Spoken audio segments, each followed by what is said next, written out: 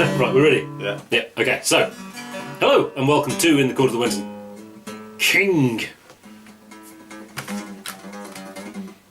The dreaming, we're doing the dreaming. There's the second one we're doing, the difficult one, the difficult album, the hardcore Kate Bush album. I think someone would say it was the best. I don't think it is my favourite. I expected to say it was my favourite and I don't think it is, actually. It's kind of obvious what it's going to be. But it nicely alienated the teeny boppers and, you know, sort of smash hits trying to review Kate Bush and things like this, which is just bizarre. We're completely dumbfounded by this, which is fantastic, you know. She called it She's Gone Mad album. The real difference, it is a step forward. It's really sort of dense, rhythmic stuff. There's a lot going on, so it's busy music. Perhaps there's too much going on. Maybe it's overproduced, you know. Much less catchy hooks, even the Never Forever. Even the vocals are rhythmic. It kind of gets better as it goes along for me. I don't know if everyone would agree with that, but I like the last few tracks, actually. However, it is definitely the 80s. And conversely, the most instruments are on this album. In fact, you know, it's like a Gentle Giant album if you look at the instruments on there. It's ridiculous. Night of the Swallow is my favourite song on there. Is that your review? So far. So far, so good. Okay, so yeah, I mean, I was very tepid last week. Mm-hmm. I wasn't angry, I was overcome by indifference, I think, more than anything else. This week, this did give way to a slight amount of frustration, I would say. The formula seems to be, pick a film, do some weird production stuff with it, screech into a microphone, sprinkle on a little bit of weirdness and whack it on the album, which is alright. It's a little bit boring. But what I'm not getting is, and I talked about a few sort of artists comparing it to sort of Bowie and stuff like that. And with most of the stuff we do on this channel, you get a very clear sense of what they're about, you know. You can sort of, well, that's a sort of like a David Bowie sensibility. Mark Kermode's favourite word, sensibility. And the thing I get a sense about with Bowie is that he's sort of like, he's going for the enigmatic artist, yeah? Sort of slightly off the wall. And I think that's what Kate Bush is going for. Only it's kind of half-hearted, really. But that's kind of obscure, yeah? It's kind of hidden. I mean, when I had to think about it quite hard to say, what is she actually about, yeah? You could say it's obviously not pop music, you know, we're going to sell a bucket load of this. But even so, you know, you say this is her Gone Mad album, but it's not really that mad, is it? No, not quite. We've just done Mr. Bungle, so yeah. It's all relative, obviously. So it's sort of half-hearted, really, and that's the sort of sense I get from Kate Bush, which is she doesn't dive into whatever it is that's sort of making her do what she wants to do. And I think that's why she wasn't very popular into America, yeah. Into America, most other artists, you can give a sense of what they're about to someone within a couple of sentences. You try and describe what Kate Bush is about in a couple of sentences to someone who's never heard it. Yeah. And that makes it very difficult for the word to spread and for popularity to rise, which is why I think that sort of stymied her in America. It's a sort of half-hearted, I wouldn't say half-assed, but half-hearted, not really a definitive thing that she's about. I could be completely wrong, but that's the sense I get from the music in the album, yeah. We're only doing 3 albums we've been into. Yeah. I think the reason she wasn't successful in the US really was because EMI didn't back her. And this would have been the point, and then this album comes out that people are like, what the fuck is that? And they just didn't put the money in, actually. I think certainly the comparison with Bowie, the thing about Bowie being weird, and he's really not that weird. He might be weird as a person, but the music isn't that weird. It's just good songs, isn't it? Like, you know, Life on Mars and all these great songs, you know. You read about him like he's making this, you know, you read about Diamond Dogs like it's this industrial extreme music. It's just some really good songs that sounds a bit like Stones. But what Bowie did was he made weird cool, yeah? It was very, very cool, wasn't it? Yeah. I think, whereas with Bowie, there was he was a very clever manipulator, he was a media person, he was a commercial person who was really good at his image and all that stuff. Whereas I don't think Kate Bush even cares about any of that. Ha ha ha! That's really good. Come and show. Come and show. Come on. Come on, stand here so we can see on the camera. It's very good. There we go. That's James.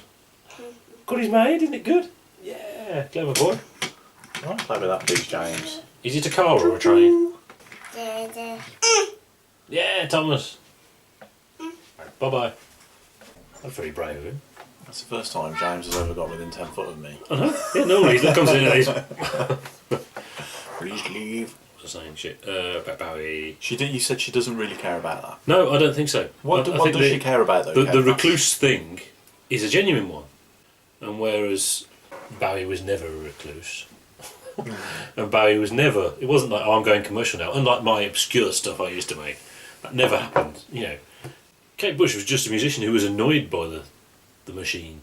And I think that's genuine, because if she wasn't, really, she would have carried on making albums in the 90s. And I think, you know, putting it under the umbrella of prog just makes it easier. Because you're right, you can't really describe it. It's just Kate Bush music. And it came about because when she was like 15 years old or whatever, writing songs on the piano. And Dave Gilmour, for whatever reason, discovered her and got her recording and all that stuff. And you know, obviously she progressed as she got older, so by this point it's more esoteric.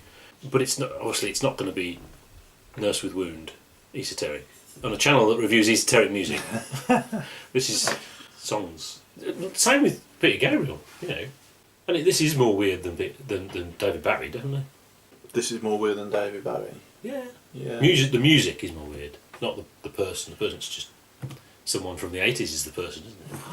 Yeah. Making 70s music in the 80s with big hair and dancing and stuff. It's moderately weird. It's you know, it's actually not that weird. It's actually, if it was weird, it would be kind of curious. But I actually find it quite boring. I actually find it banal. So is the thing lacking? Is it like the thing lacking in you feel in Bowie? Is it the same kind of feeling? Bowie, I actually have a push against this sort of this artistic sentiment, this modernist artistic sentiment we talk about. You know, what's his face, Velvet Underground guy. Is it pretentious? Is that what it was? It's not pretentious. It's the sort of manufacturing of art to a point of where actually art is irrelevant. What's important is the artifice. Yeah, the artist. It's more of a curiosity about the artist. What does this art actually say about the artist, rather than the subject that the artist is trying to portray? Which I find, I don't know, maybe there's a bit of a purist in me on that front, or maybe I've got it cock on and these guys are just a waste of time. You know, they're not adding anything to the world other than their own personality. Yeah, and I got that sense from Bowie a little bit, that it was more about personality than it was the music. But from Bowie, I get 100%. I can extract a sensibility from Bowie. I can see what he's trying to do. I can see what motivates him. I can't get any of that from this. It just seems like a pointless album, really. I mean, what? What is it? What is it she's trying to express? What is she trying to do? What motivates? I mean, we say she extracts inspiration from film. Number one, that's a very lightweight subject for a piece of art. Yeah. Number two, it's only a glancing look at a film. It's not really inspiration, to the point that... Yeah, it's an idea for some lyrics, and then, yeah. Basically, yeah. So where's the motivation? That you would sense, well, okay, she's not really trying to express anything poetically, which you can get from Peter Gabriel, actually. He's got weird lyrics. Yeah. He likes expressing very strange things. She's obviously not. She's referencing films, you know. There's a film about The Shining on here or something like that. Yeah, Get out my room, whatever it is. So it's not that. Then you think, well, maybe it must be the actual production of the music, you know. Like David Gilmour. David Gilmour's got a very sharp ear for music production, yeah. Yeah, but there's something... But even there you think, well, there's nothing particularly inventive. I mean, we are looking at it in history. I believe she used some very modern production techniques. But it doesn't sound particularly unique, if you know what I mean. There's some incredibly... Well, there's nothing stand out there. If I heard that in a shop, I would go, what the bloody hell is that? You know, I just think that's a bit of music. And the weirdness, why? I don't know why. You posted sort of like there was a satirical thing going on there where Kurt Hammett said this is the prog Metallica album. He did. He said the new album.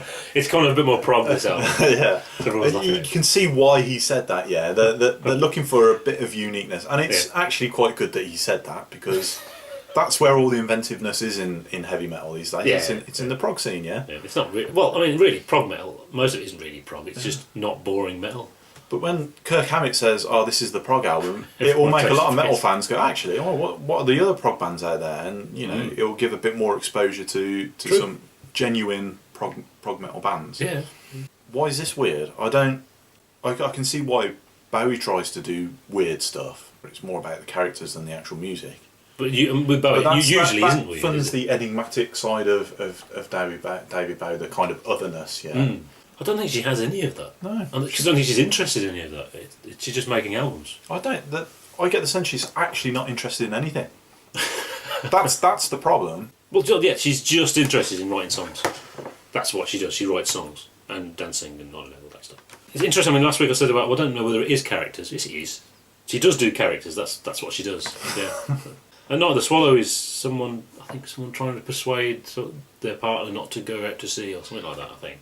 But I don't listen to lyrics, so I don't. Only when I read about it, it's about that. I don't care. I didn't listen to any of the lyrics on this. I will say, by the time we got to Pull Out the Pin, I knew I was going to hate this album. Yeah. We were 3 songs, and it wasn't even like the end of Pull Out the Pin. It was the beginning. But there goes a tenor that sounds like Madness slowed down to about 3rd speed. Yes, that's accurate. Yeah. Well, actually, the first time I heard this album, I felt exactly the same. After the first 2 songs, I thought, I don't like this at all. This is horrible. Because that was the first album I bought. Because of course, what you do, you think, you read, Kate Bush is supposed to be quite good actually, not just Wuthering Heights. And, well, what's the best album? What's the most prog one? That's the one I'll like.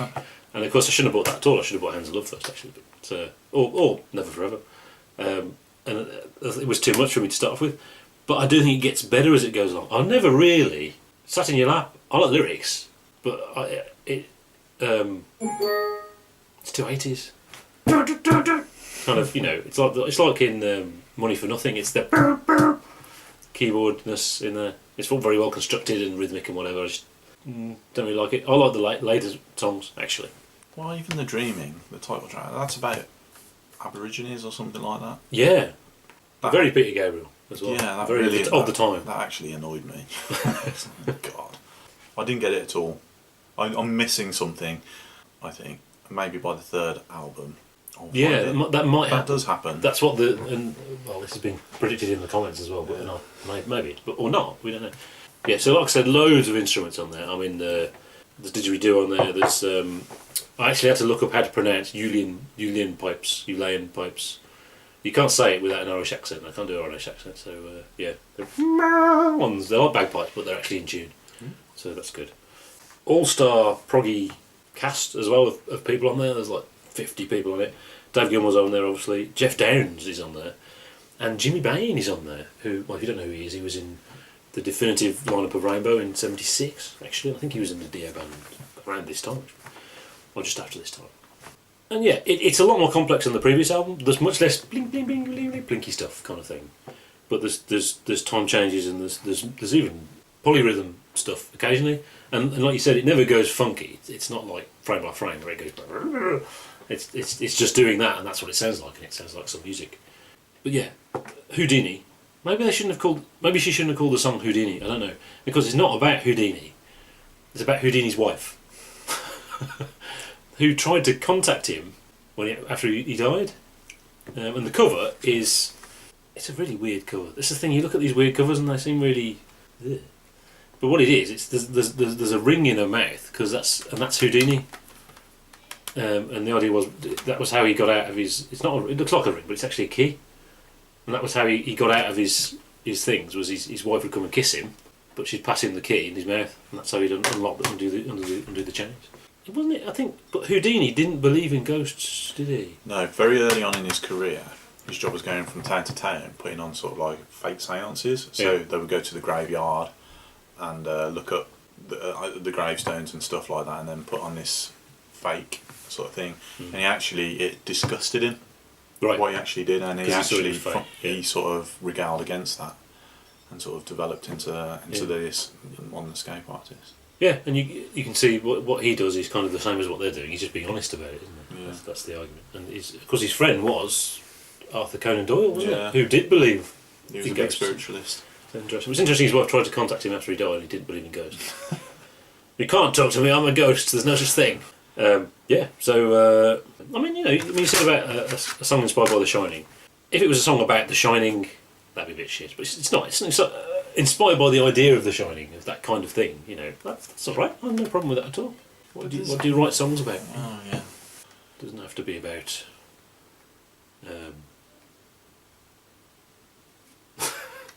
Exactly, there you go. Yeah, so, really hard to egg. It is a 5-egg album. I don't like Sat in Your Lap, because knowledge is sat in your lap. But it's a 5-egg album. Bloody hell, Kev, that's a lot of eggs that is for this. Well, maybe I am sort of... The season may be getting to me because, as I say, previous week I was quite indifferent. This week I find a little bit frustrating actually, which is disturbing because it started to kill my Christmas spirit, which has obviously been running quite high. Of course. Yeah. Feeling very Christmassy. So I feel like I need to give it a revenge egg rating of 2 eggs or something like that. But that's not fair. But I do find it pretty banal, Kev. I know you say it's all different and all that, but I'm surprised. I I listen to it and I just think banal. Because when I first heard it, I found it jarring. It's not jarring music weird, just stylistically not what I wanted kind of thing. It took me time to get into it. So I'm surprised, but you're finding it. I'm finding it, well... So the meh is annoying you. Yeah, it's sort of like, well, I have no motivation to sort of listen to this again, or no inkling that there's anything I can extract out of it through a deeper listening, if you know what I mean. And I think that's why I'm struggling to find out what Kate Bush is all about. The cover, I know you say the cover's weird, but it is a big picture of her. Yeah, that's the thing. It's a big picture of her, and she's doing a thing. What's she doing? I don't know. And I didn't like, until I knew what it was, and then you think you know what it was, and you think, well, why is that the cover? I don't know. I don't really get that. Oh, I'm going to give it 2 eggs. Screw it. Fair enough. Yeah, that's what I feel. That's what. And in this day and age, what I feel trumps your facts. Yeah. Post-truth and all that crap. Yeah. There we go.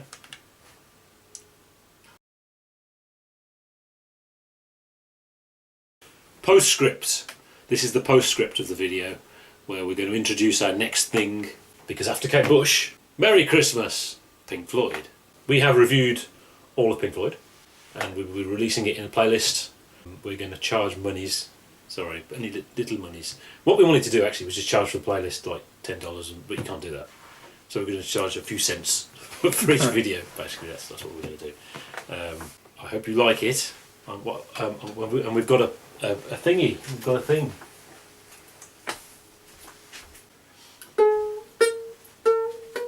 Fact number 1. Guaranteed to annoy fans with a pointless combination of fanboy fawning and overly critical diatribe. Fact number 2. Every song reviewed trivialising classics with brief, dismissive waffle. Fact number 3. Stupid, fat, near middle-aged men who weren't even there offering their stupidly ignorant opinions about such a classic band. Fact number 4. 4? Yeah. 4, yeah. Reviews filled with facts everyone already knows, plus plenty that are probably wrong. Fact number 5. Fact number 5 is a good one. The Wall Review runs at 1 hour, 15 minutes, 47 seconds of lists of pointless facts. Yes, it's almost as long as the album. Fact number 6. Dark Side of the Moon Review runs at 50 minutes 55 of lists of pointless facts. Yes, that's actually longer than the album. Fact number 7. Includes the 3 bootleg reviews already publicly available for no reason. Fact number 8. Critically low, but no lower than normal production values. Fact number 9. A complete rip-off and of no value to anyone living or dead. And fact number 10. Definitely no refunds given the level of inevitable disappointment. And no, we haven't reviewed the new big box set because we haven't got it. But if we, sell enough of these, maybe we'll review it. Yeah, so the idea is of the monies, if we did make enough monies, we can invest that back into The channel. Different stuff for the channel. Yeah. We can't just keep making videos of albums and just keep going. We needed the thing, and this is our thing. So I think it's important to say, if you think it's absurd to charge for these things, we agree, actually. And if you know, we hope we don't alienate any of our people, because we're still doing our videos as normal as well. So don't think, you know, we're taking anything away. This is extra, you know. And we did this every week, and you know, this had no effect on. We were still doing the other videos at the same time. So don't think we've taken that away. Don't be offended. Sorry. Or be offended and write really angry comments. Yeah. Because we actually quite like that, don't we? Yeah. It entertains us. So yeah. Exciting times. Yeah, but we'll still see you next week for the final Kate Bush video. So see you then.